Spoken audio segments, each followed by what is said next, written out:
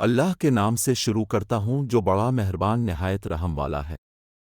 فرعون اور اس کی خادمے۔ حضور اکرم صلی اللہ علیہ وسلم شب معراج میں بیت المقدس کی طرف جاتے ہوئے مصر کے قریب ایک مقام سے گزرے تو انہیں نہایت ہی اعلیٰ اور زبردست خوشبو آنے لگی۔ اب صلی اللہ علیہ وسلم نے حضرت جبرائیل علیہ السلام سے پوچھا کہ یہ خوشبو کیسی ہے؟ جواب ملا کہ فرعون کی بیٹی کی باندی مشاطہ اور اس کی اولاد کی قبر سے آ رہی ہے۔ پھر حضرت جبرائیل علیہ السلام نے اس کا قصہ بیان کیا کہ مشاطہ فرعون کی بیٹی کی خادمہ تھی اور وہ خفیہ طور پر اسلام لا چکی تھی۔ ایک دن فرعون کی لڑکی کو کنگھی کرتے ہوئے اس کے ہاتھ سے اتفاقاً لنگھی گر پڑی۔ وہ اٹھانے لگی تو اس کی زبان سے بے ساختہ بسم اللہ نکل گیا۔ اس پر شہزادی نے کہا کہ تو نے آج عجیب کلمہ بولا، رب تو میرے باپ فرعون ہی ہے، تو پھر تم نے یہ کس کا نام لیا ہے؟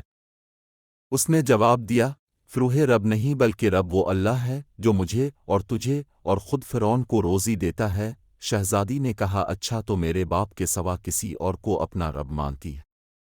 اس نے جواب دیا، ہاں ہاں، میرا تیرا اور تیرے باپ سب کا رب اللہ تعالیٰ ہی ہے۔ شہزادی نے اپنے باپ سے کہلوایا۔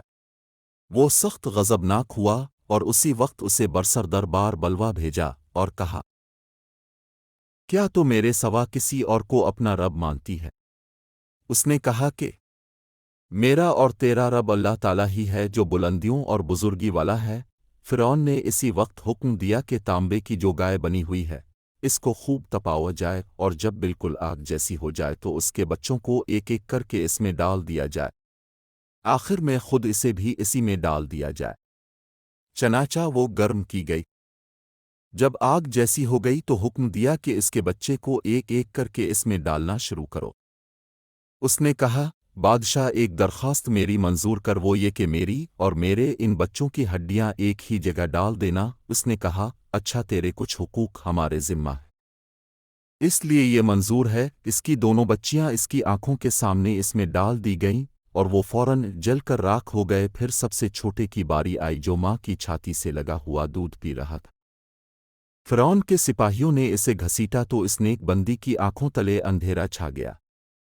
اللہ تعالیٰ نے اس بچے کو اسی وقت زبان دے دی اور اس نے آواز بلند کہا، اماں جان، افسوس نہ کر، اماں جان، ذرا بھی پسو پیش نہ کرو، حق پر جان دینا ہی سب سے بڑی نیکی ہے۔ چنانچہ انہیں صبر آ گیا۔ اس بچے کو بھی آگ میں ڈال دیا گیا اور آخر میں ان کی ماں کو بھی اسی آگ میں جلا کر مار دیا۔ یہ خوشبو کی مہکیں اسی کے جنتی محل سے آ رہی۔